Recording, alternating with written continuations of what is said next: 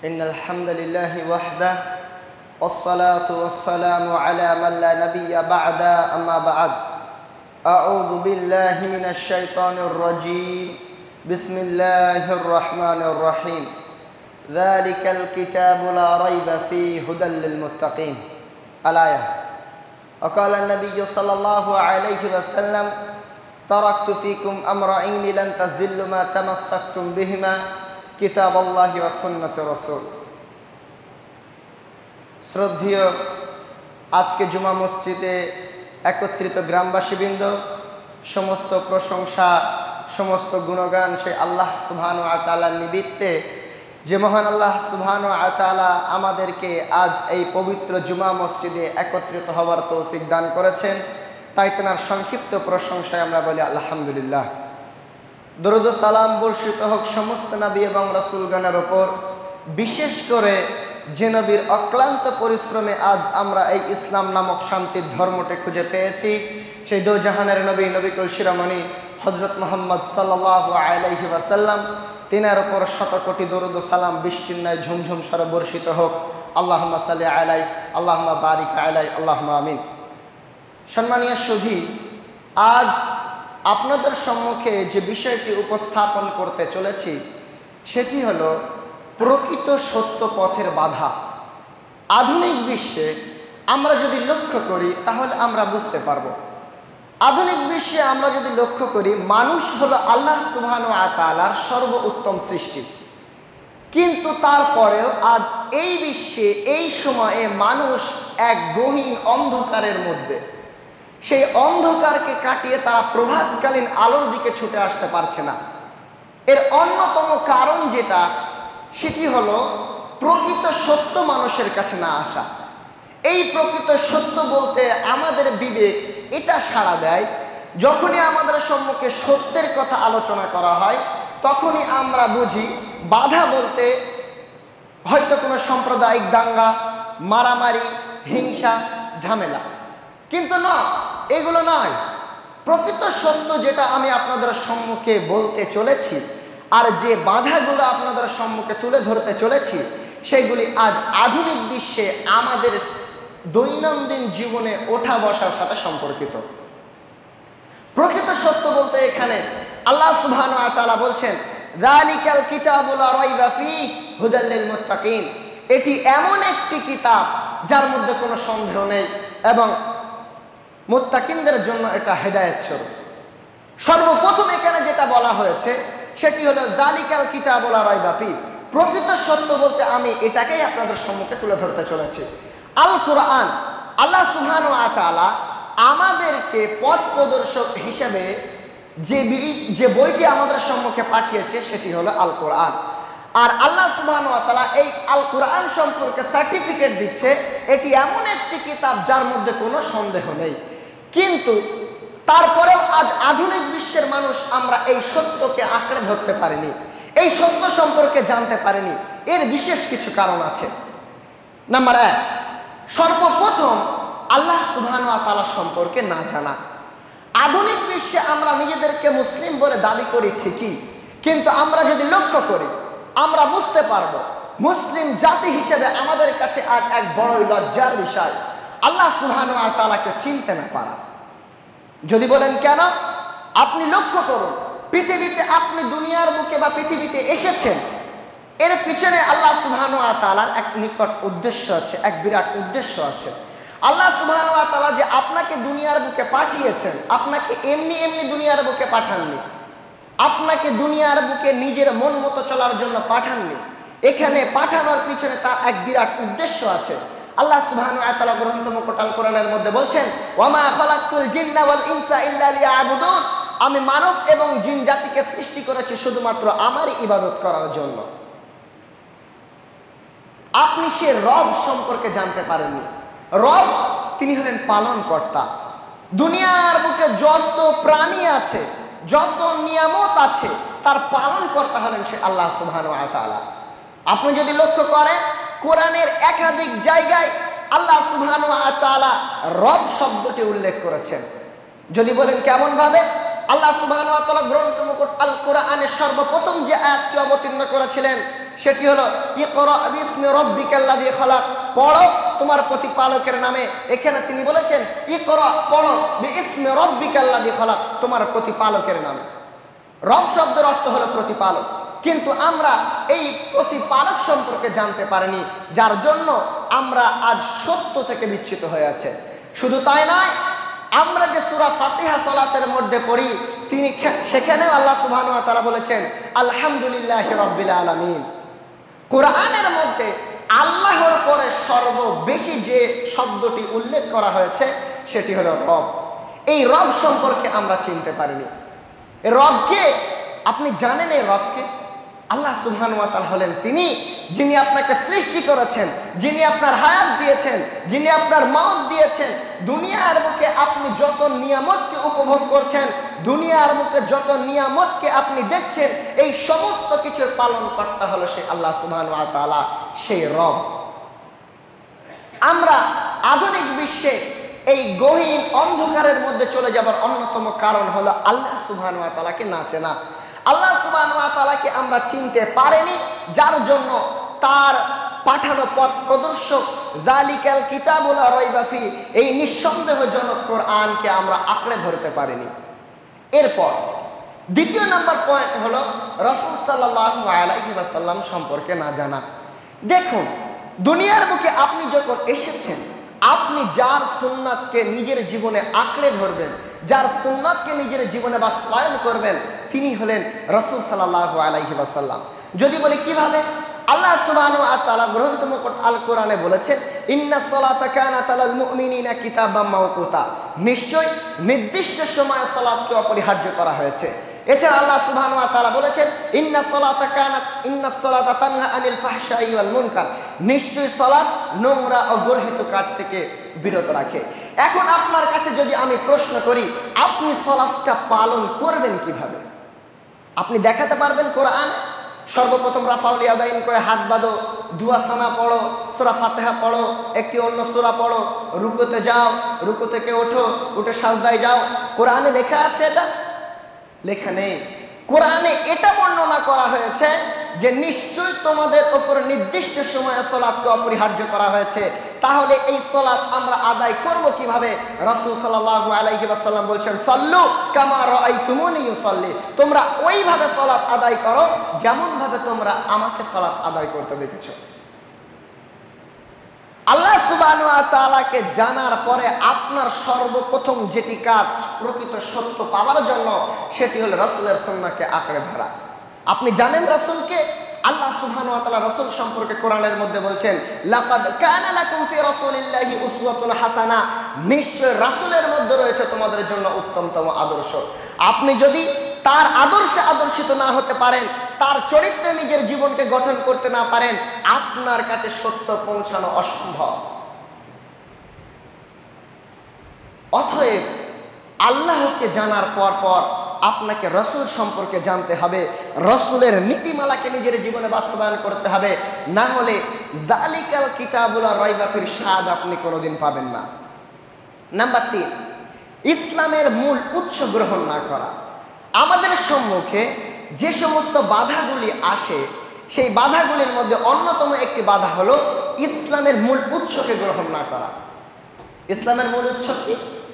রাসূল সাল্লাল্লাহু আলাইহি ওয়াসাল্লাম বলছেন তারাকতু ফীকুম আমরাইন লান তাযিল্লু মা তামাসসাকতুম বিহিমা কিতাবুল্লাহি ওয়া সুন্নাত রাসূল, আমি তোমাদের মাঝে দুটি জিনিসকে ছেড়ে যাচ্ছি, যতদিন পর্যন্ত তোমরা এই দুটি জিনিসকে আঁকড়ে ধরে থাকবে ততদিন পর্যন্ত তোমরা পথভ্রষ্ট হবে না। এক, আল্লাহ সুবহানাহু ওয়া তাআলার কোরআন, এবং 2, রাসূল সাল্লাল্লাহু আলাইহি ওয়াসাল্লামের সুন্নাহ। আপনি আধুনিক বিশ্বে এমন একটা আমল করছেন যে আমলটা আদের কোরআন সহিহ সুন্নাহ নয়, এর পরিপ্রেক্ষিতে আপনি যে আমলটা করছেন এটাই আপনার জন্য গুনাহের কারণ হয়ে দাঁড়াতে পারে। অতএব আপনি যে আমলটা করবেন, যে কাজটা করবেন, সেটা যেন রাসূল সাল্লাল্লাহু আলাইহি ওয়াসাল্লামের সুন্নাহ মোতাবেক হয়।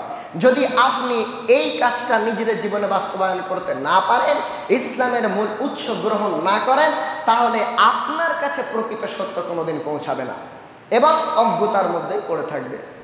আসলে আধুনিক বিশ্বে যদি আমরা লক্ষ্য করি, প্রকৃত সত্যের স্বাদ পাওয়ার ইচ্ছা আমাদের মধ্যে নেই। কেন বলছি?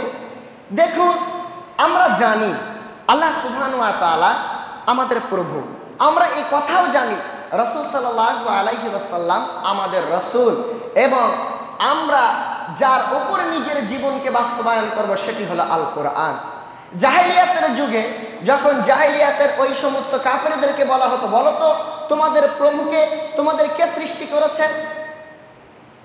যখন তাদেরকে বলা হতো তাদের কে সৃষ্টি করেছে, তারা বলতো আল্লাহ। যখন তাদেরকে বলা হতো দুনিয়ার যত নিয়ামত দেখছো এগুলো কে দিয়েছে, তারা বলতো আল্লাহ সুবহানাহু ওয়া তাআলা।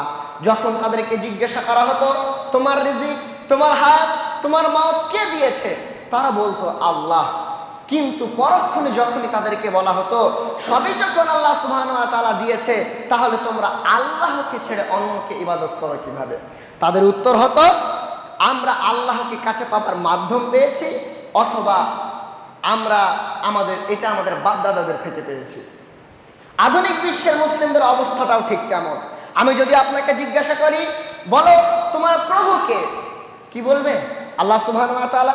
যদি আপনাকে জিজ্ঞাসা করি বলো তোমার রাসূলকে, আপনি কি বলবেন? নিঃসন্দেহে রাসূল সাল্লাল্লাহু আলাইহি ওয়াসাল্লাম। আমি যদি আপনাকে জিজ্ঞাসা করি বলেন আপনার দিন কি, আপনি বলবেন দিন ইসলাম। আপনাকে যদি জিজ্ঞাসা করি দুনিয়ার যত নিয়ামত তুমি দেখছো, তোমার হায়াত, তোমার মওত, তোমার রিজিক, এসব কে দিয়েছেন? এক বাক্যে আপনি উত্তর দেবেন আল্লাহ সুবহানাহু ওয়া তাআলা। কিন্তু পরক্ষণে সেই আল্লাহ সুবহানাহু ওয়া তাআলা প্রদত্ত সেই কিতাব রাসূল সাল্লাল্লাহু আলাইহি ওয়াসাল্লামের রেখে যাওয়া সেই সুন্নাহকে আপনি অমান্য করেন কিভাবে? তিনি তো আপনার প্রভু, তিনি তো আপনাকে সৃষ্টি করেছেন। আচ্ছা আমি বাদ দিলাম আপনি আল্লাহ সুবহানাহু ওয়া তাআলা সম্পর্কে জানেন না, মরার পরে আপনি এটা তো জানেন যে কুল্লু নাফসিন যায়িকাতুল মাউত, প্রত্যেক ব্যক্তিকে একদিন মৃত্যুর স্বাদ গ্রহণ করতে হবে। মৃত্যুর পরে আপনাকে প্রথম যে প্রশ্ন জিজ্ঞাসা করা হবে সেটা হবে মান রব্বুকা, তোমার রবকে। তখন কি উত্তর দেবেন? উত্তর দিতে পারবেন? এই উত্তর আছে আপনার কাছে? এই উত্তর আপনার কাছে নেই, কারণ আপনি দুনিয়ার রং তামাশার মধ্যে মেতে গেছেন এবং সেই প্রকৃত সত্য যালিকাল কিতাবুল লা রাইবা ফি, সেই নিঃসন্দেহজনক কিতাবের পথ থেকে আপনি সরে গিয়েছেন এবং আপনি দুনিয়াকে আপন করে নিয়েছেন।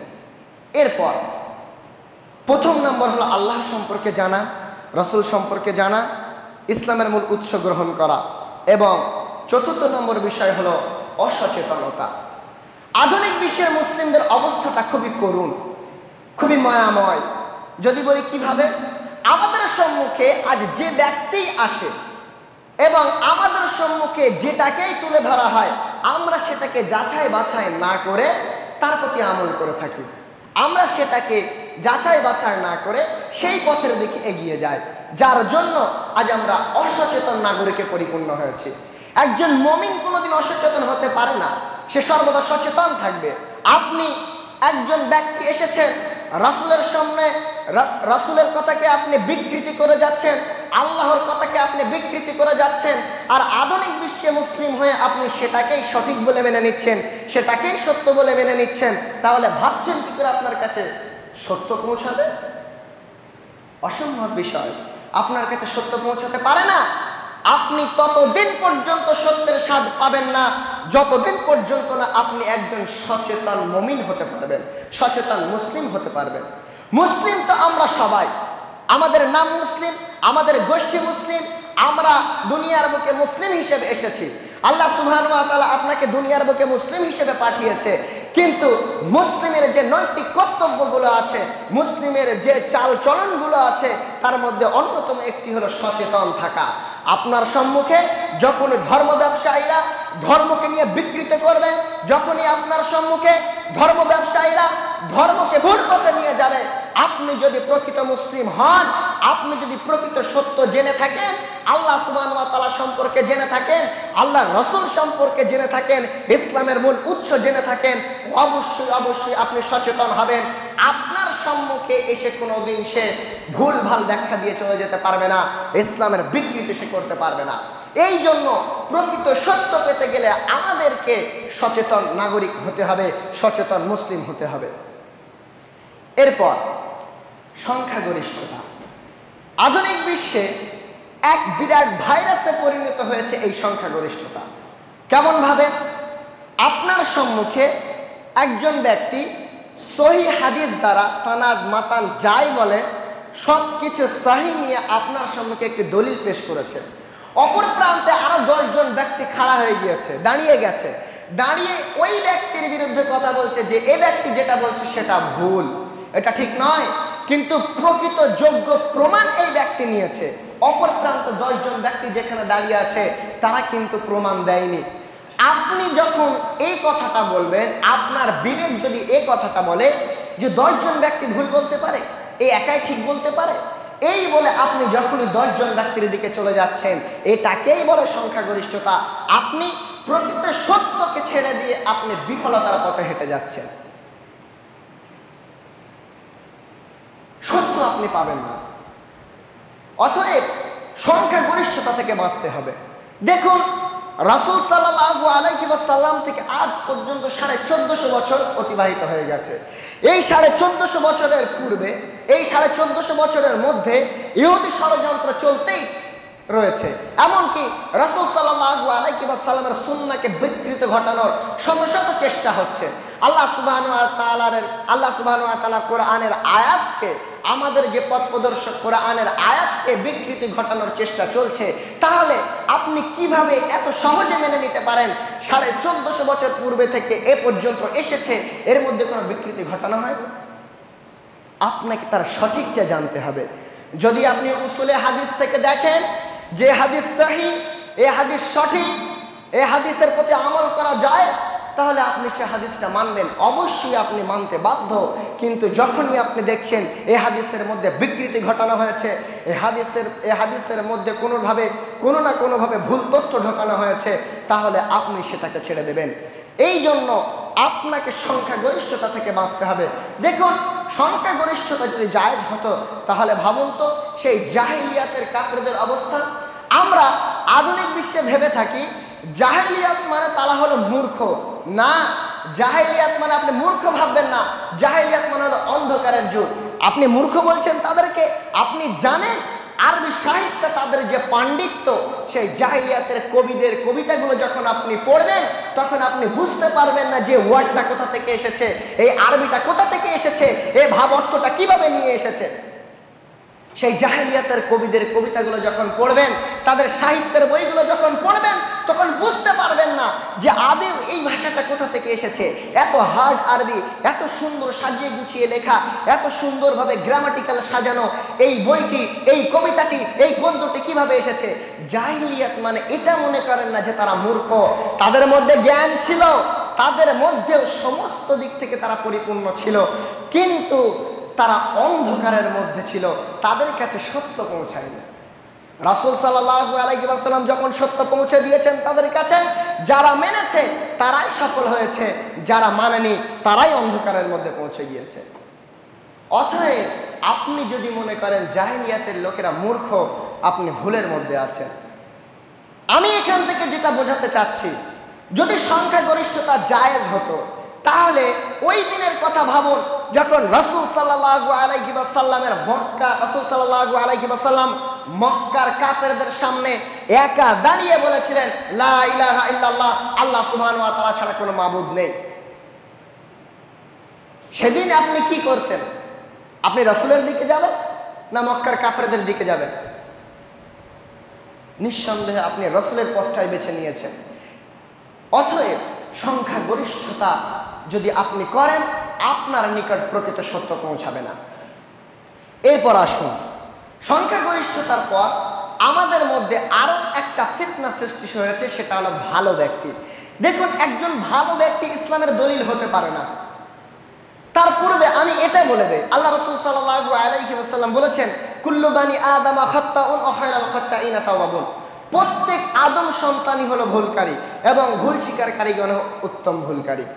এখন দুনিয়ার বুকে যদি আপনি লক্ষ্য করেন, সচরাচর আমাদের মধ্যে অনেক বড় নেক ব্যক্তিত্ব আছে, অনেক ভালো ব্যক্তিত্ব আছে, যারা ইসলামের দাওয়াতকে মানুষের কাছে পৌঁছে দিচ্ছে, নেক আমল করছে, মানুষকে হকের পথে ডাকছে, মানুষকে হকের পথে চালাচ্ছে, মানুষকে হকের দাওয়াত দিচ্ছে।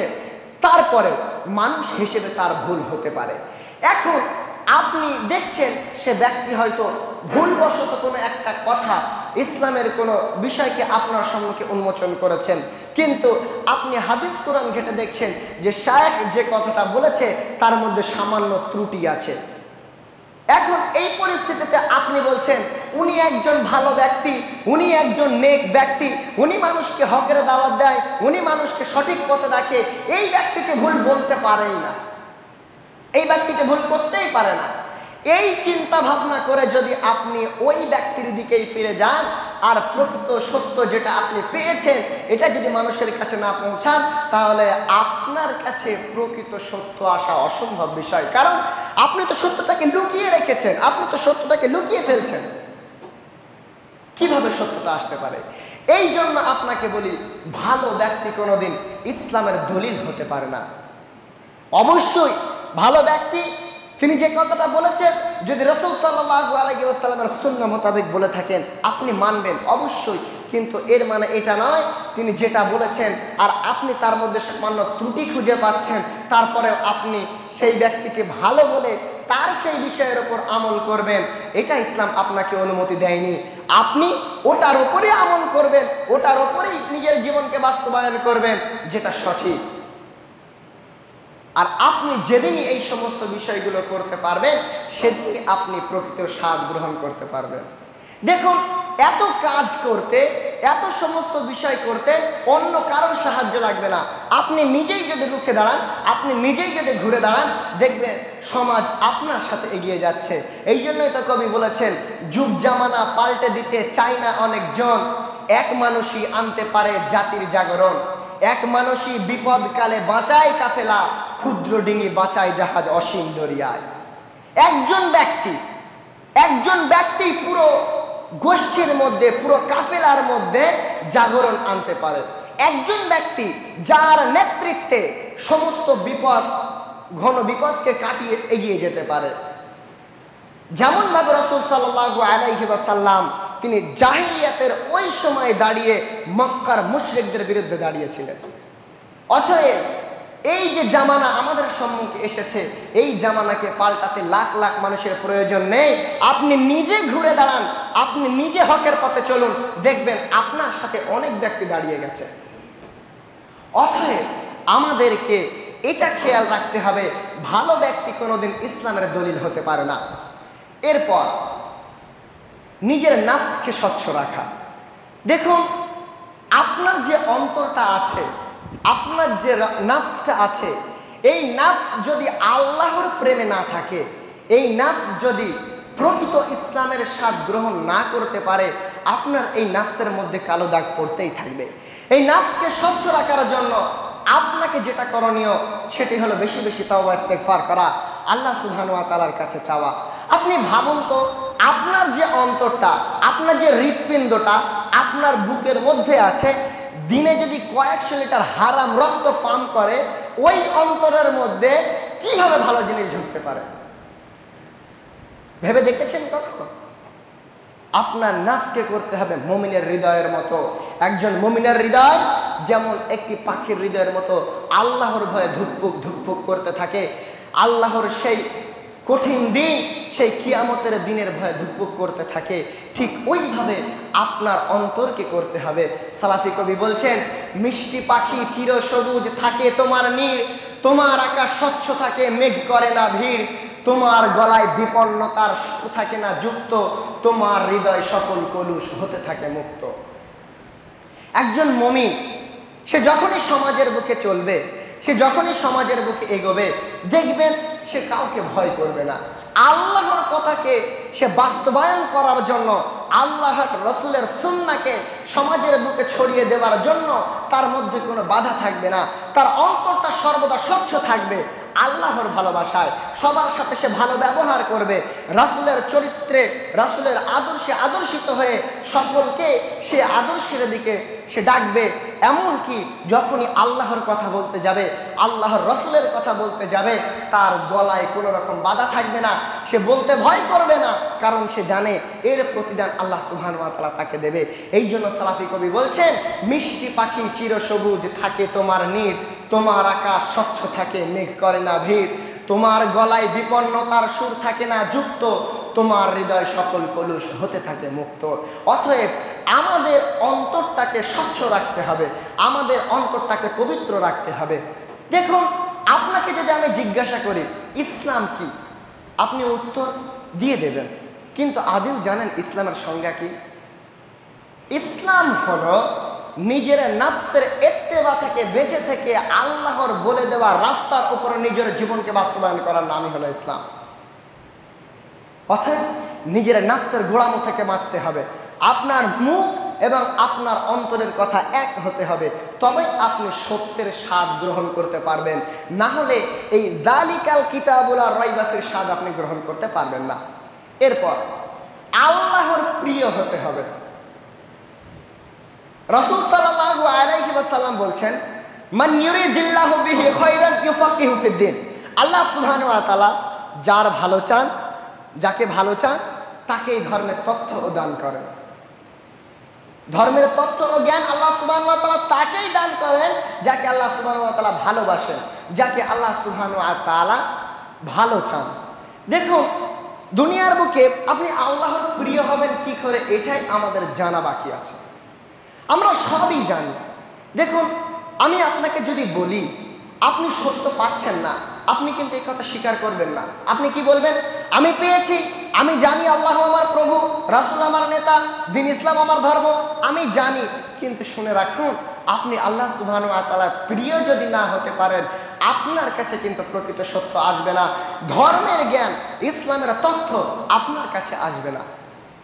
একথা আমি বলিনি, একথা রাসূল সাল্লাল্লাহু আলাইহি ওয়াসাল্লাম বলেছেন। আল্লাহ রাসূল সাল্লাল্লাহু আলাইহি ওয়াসাল্লাম তিনি নিজে বলছেন, মান ইউরিদিল্লাহু বিহি খায়রান ইউফাক্কিহু ফিদ্দিন। আল্লাহ সুবহানাহু ওয়া তাআলা যারা ভালো চান, আল্লাহ সুবহানাহু ওয়া তাআলা যাকে ভালোবাসেন তাকে ধর্মের তথ্য ও জ্ঞান দান করেন। আমরা সমাজের বুকে এই চিন্তাধারা নিয়ে বাস করছি, কারোর অনেক অর্থ সম্পদ আছে মানে আল্লাহ সুবহানাহু ওয়া তাআলা তার উপর রাজি, কারোর অনেক জমি জায়গা আছে মানে আল্লাহ সুবহানাহু ওয়া তাআলার উপর রাজি, কারোর অনেক অট্টালিকা, শত শত জমি, কোটি কোটি টাকা, দুনিয়ার বুকে তার অনেক বড়ত্ব, দুনিয়ার বুকে তার অনেক রাজত্ব আছে মানে সেই আল্লাহ সুবহানাহু ওয়া তাআলার কাছে প্রিয়, আল্লাহ সুবহানাহু ওয়া তাআলা তাকে ভালোবাসেন, এই জন্য আল্লাহ সুবহানাহু ওয়া তাআলা তাকে এত ক্ষমতা দান করেছেন। শুনে রাখুন, অর্থনৈতিক বলে যদি আল্লাহর প্রিয় হওয়া যেত তাহলে নমরুজ কি করেছিল, ফেরাউন কি ছিল? তারাও তো রাজত্ব করেছিল, তাদের কি অর্থ সম্পদের কমি ছিল? ছিল না, কিন্তু তারা কাফের বলে গণ্যিত হয়েছে। আপনি কি ভাবছেন কারোর অর্থনৈতিক সচ্ছলতা আছে, অনেক টাকা পয়সা আছে, বড় বড় অট্টালিকা আছে, ব্যাংক ব্যালেন্স আছে, তার মানে কি সে আল্লাহ সুবহানাহু ওয়া তাআলার কাছে প্রিয়? জি না। আল্লাহ সুবহানাহু ওয়া তাআলার কাছে প্রিয় হলো ওই ব্যক্তি যে বেশি বেশি আল্লাহ সুবহানাহু ওয়া তাআলাকে সাজদা করছে, আল্লাহ সুবহানাহু ওয়া তাআলার রাস্তায় চলছে, খারাপ পথ থেকে নিজেকে বাঁচাচ্ছে, হালালের দিকে যাওয়ার চেষ্টা করছে, গুনাহ থেকে নিজেকে বাঁচাচ্ছে, রাসূলের বলে দেওয়া পথের উপর সে চলছে এবং রাসূল সাল্লাল্লাহু আলাইহি ওয়াসাল্লাম যেটা নিষেধ করেছে তা থেকে বেঁচে চলছে। এই ব্যক্তিই হলো আল্লাহ সুবহানাহু ওয়া তাআলার কাছে প্রিয়।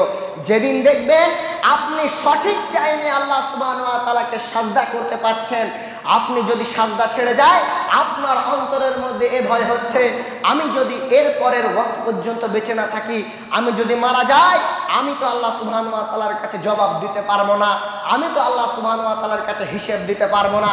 সেদিনই আপনি বুঝতে পারবেন আপনি আল্লাহর নিকট প্রিয় হিসেবে গণ্য হয়েছেন।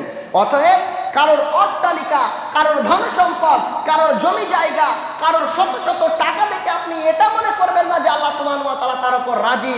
অর্থনৈতিক সচ্ছলতা নমরুজেরও ছিল, অর্থনৈতিক সচ্ছলতা ফেরাউনেরও ছিল, কিন্তু তারা আল্লাহর নিকট প্রিয় নয়। প্রিয়কে যে আল্লাহ সুবহানাহু ওয়া তাআলাকে বেশি বেশি সাজদা করবে, আল্লাহ সুবহানাহু ওয়া তাআলার হুকুমকে মানবে, আল্লাহ সুবহানাহু ওয়া তাআলার নিষেধকে সে ত্যাগ করবে, রাসূলের হুকুমকে মানবে, রাসূলের নিষেধকে সে ত্যাগ করবে, ওই ব্যক্তি হবে আল্লাহ সুবহানাহু ওয়া তাআলার কাছে প্রিয়। অতএব আপনি প্রকৃত সত্যের স্বাদ ততদিন পর্যন্ত পাবেন না যতদিন পর্যন্ত না আপনি আল্লাহর নিকট প্রিয় হতে পারছেন। আর আল্লাহর নিকট প্রিয় হওয়ার জন্য আপনাকে আল্লাহ সুবহানাহু ওয়া তাআলাকে বেশি বেশি সাজদা করতে হবে, নচেত আপনি সত্যের স্বাদ গ্রহণ করতে পারবেন না। আরো একটি পয়েন্ট, অর্থাৎ সর্বশেষ পয়েন্ট যেটা আমি বলতে চাই সেটি হলো ইসলামী শিক্ষা গ্রহণ না করা।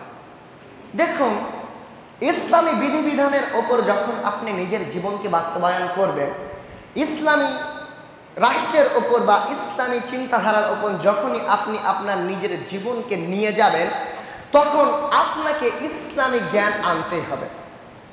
ইসলামী জ্ঞান যদি আপনার মধ্যে না থাকে, আপনি কিন্তু প্রকৃত সত্য পাবেন না। কারণ আল্লাহ সুবহানাহু ওয়া তাআলা গ্রন্থ মুকুট আল কোরআনের মধ্যে তো অনেক কিছু বলতে পারতেন, সর্বপ্রথম তিনি শিক্ষার কথাই কেন বললেন? আল্লাহ সুবহানাহু ওয়া তাআলা গ্রন্থ মুকুট আল কোরআনের মধ্যে বলেছেন, ইকরা, পড়ো, বিইসমি রাব্বিকাল্লাযী খালাক, তোমার প্রতিপালকের নামে, যিনি তোমাকে সৃষ্টি করেছেন। এখানে আল্লাহ সুবহানাহু ওয়া তাআলা সেই আল্লাহ সুবহানাহু ওয়া তাআলা সম্পর্কে আপনাকে সর্বপ্রথম জানতে বলেছেন। আর আপনি আল্লাহ সুবহানাহু ওয়া তাআলা সম্পর্কে ততদিন পর্যন্ত জানতে পারবেন না যতদিন পর্যন্ত না আপনি ইসলামী শিক্ষায় শিক্ষিত হবেন। এর মানে এটা আমি বলছি না যে আপনি জেনারেল শিক্ষা থেকে সরে যান।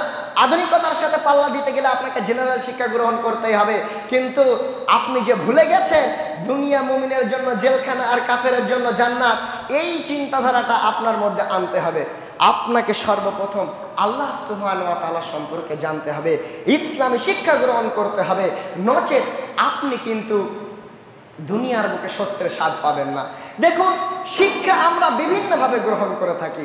যেমনভাবে আজ জুম্মার কথাই বলি, আপনি এসেছেন, আপনাকে আমি এতটা পয়েন্ট তুলে ধরে বলে দিয়েছি যে আপনি কেন সত্য পারছেন না, আপনার নিকট কেন সত্য পৌঁছাচ্ছে না, এই সমস্ত বিষয়কে আমি আপনার সম্মুখে বলেছি। মানে আপনি এখানে অনেকটা শিক্ষা অর্জন করতে পেরেছেন, কিন্তু আপনি এগুলোর ভাবার্থ বুঝতে পারবেন না বা সাথে সাথেই ভুলে যাবেন, কারণ আপনি ইসলামী শিক্ষায় শিক্ষিত নন। আমি যখন বলছি যালিকাল কিতাবু লা রাইবা ফীহি, এর সত্য আপনি পাননি, তার মানে আপনি যদি ইসলামী শিক্ষায় না শিক্ষিত হন তাহলে আপনি বুঝতে পারবেন না। যালিকাল কিতাবু লা রাইবা ফীহির মানে হলো এটি এমন একটি কিতাব যার মধ্যে কোনো সন্দেহ নেই, হুদাল লিল মুত্তাকিন, মুত্তাকিনদের জন্য হেদায়েত স্বরূপ। আপনাকে ইসলামী শিক্ষায় শিক্ষিত হতে হবে। দেখুন, আমি আপনাকে বারবার এই কথা কেন বলছি, ইসলামের যত বিধি বিধান হুকুম আহকাম আছে সমস্ত কিছু নির্ভর করে ইসলামী শিক্ষার উপর। আপনি আল্লাহ সুবহানাহু ওয়া তাআলা সম্পর্কে জানতে যাবেন, আপনার ইসলামী শিক্ষা প্রয়োজন। রাসূল সম্পর্কে জানতে যাবেন, ইসলামী শিক্ষা প্রয়োজন। আপনি ইসলামের মূল উৎস গ্রহণ করবেন কিভাবে যদি ইসলামের শিক্ষায় না জানেন? আপনি কিভাবে বুঝবেন যে এটা সংখ্যাগরিষ্ঠতা হয়ে যাচ্ছে? আপনি কিভাবে বুঝবেন আমি অসচেতন? আপনি কিভাবে বলবেন যে ভালো ব্যক্তিটা ভুল বলছে না ঠিক বলছে? আপনি কিভাবে বুঝবেন যে আমার অন্তর এখনো অপবিত্র? আপনি কিভাবে বুঝবেন যে আমি এখন আল্লাহ সুবহানাহু ওয়া তাআলার কাছে প্রিয় হতে পারিনি? এই সব কিছুর মূল নিয়ামক, এই সব কিছুর মূল হাতিয়ার হলো ইসলামী শিক্ষা। যদি আপনি এই ইসলামী শিক্ষা গ্রহণ না করেন, আপনার কাছে প্রকৃত সত্য পৌঁছাবে না। শিক্ষা সম্পর্কে একজন কবি তিনি বলছেন, লাইসাল জামালু বিআসওয়া বিনতু যায়িনুনা ইন্নাল জামালা জামালাল ইলমি ওয়াল আদাব লাইসাল ইয়াতীমুল লাযী ক্বাদ মাতা ওয়ালিদুহু ইন্নাল ইয়াতীমা ইয়াতীমুল ইলমি ওয়াল হাসাব। Beauty of dresses is not beauty, but the beauty of education he has real beauty. He is not orphan whose father has been died, but the orphan who is deprived from education his politeness. প্রকৃত সৌন্দর্য নিজের পোশাকের মধ্যে নয়, প্রকৃত সৌন্দর্য হলো নিজের শিক্ষা। প্রকৃত এতিম সে নয় যার পিতা মারা গেছে, প্রকৃত এতিম হলো সে যে শিক্ষা থেকে বঞ্চিত হয়ে গেছে। সম্মানীয় সুধী, অতএব আমরা বুঝতে পারলাম প্রকৃত সত্য আল্লাহ সুবহানাহু ওয়া তাআলা আমাদের কাছে যে প্রকৃত সত্য পাঠিয়েছে, এই প্রকৃত সত্য পেতে গেলে আমাদেরকে ইসলামী শিক্ষা গ্রহণ করতে হবে। এতক্ষণ ধরে যে সমস্ত বিষয়গুলো আমি আপনাদেরকে বলেছি, এই সমস্ত বিষয় হলো একজন ব্যক্তি তার নিজের দৈনন্দিন জীবনে ওঠা বসার ক্ষেত্রেই প্রযোজ্য। দেখুন, আমি এমন একটা কথাও বলিনি যাকে বদলাতে পুরো সমাজের প্রয়োজন। প্রকৃত সত্য পেতে আমি এতক্ষণ ধরে যে কথাগুলো বলেছি, এর মধ্যে এমন একটা কথাও আমি বলিনি যেটা বাস্তবায়ন করার জন্য একটা পুরো সমাজ প্রয়োজন। আপনি একাই এর সাথে জর্জরিত। আপনি নিজেকে পরিবর্তন করুন, দেখবেন আপনার আদর্শে আদর্শিত হয়ে, আপনার আদর্শে খুশি হয়ে, আপনার ব্যবহার, আপনার চারিত্রিক বৈশিষ্ট্য দেখে খুশি হয়ে সমাজের ব্যক্তি এমনিই আপনাকে সম্মান করবে। আর যখনই আপনাকে সম্মান করবে, আপনি তার নিকট গিয়ে ইসলামের শিক্ষাকে পৌঁছে দিতে পারবেন, ইসলামের হুকুম আহকামগুলোকে পৌঁছে দিতে পারবেন। অতএব যে সমস্ত বিষয়গুলো আপনাদের সম্মুখে তুলে ধরলাম, এগুলি হলো একটি মানুষের দৈনন্দিন জীবনের চলাফেরার সাথে সম্পর্কিত। অতএব যা কিছু আপনারা শুনেছেন, এগুলো নিজের জীবনে বাস্তবায়ন করুন। আপনি সচেতন হন, আপনি সংখ্যাগরিষ্ঠতা থেকে বাঁচুন, অবশ্যই আপনি সফল হবেন এবং এই প্রকৃত সত্য যেটা আল্লাহ সুবহানাহু ওয়া তাআলা আমাদের পথ প্রদর্শক হিসেবে পাঠিয়েছে, এটার স্বাদ পাবেন। তাই পরিশেষে আল্লাহর কাছে দোয়া করি, হে আল্লাহ, তুমি আমাদের সকলকে এই প্রকৃত সত্য পথের বাধাগুলোকে উৎখাত করে নিজেদের জীবনকে প্রকৃত সত্য পথে বাস্তবায়ন করার তৌফিক দান করো, আমিন। হে আল্লাহ, যতদিন এই দুনিয়ার বুকে জীবিত থাকবো যেন তোমারই পথে জীবিত থাকি, এবং যখন আমাদের মৃত্যু হবে যেন কালেমা লা ইলাহা ইল্লাল্লাহর সাথে সাথে মৃত্যু হয়, আমিন। আল্লাহুম্মা সাল্লি আলা মুহাম্মাদিন ওয়া আলা আলি মুহাম্মাদ কামা সাল্লাইতা আলা ইব্রাহিম ওয়া আলা আলি ইব্রাহিম ইন্নাকা হামিদুম মাজিদ। সুবহানা রাব্বিকা রাব্বিল ইজ্জাতি আম্মা ইয়াসিফুন, আসসালামুন আলাল মুরসালিন, আলহামদুলিল্লাহ।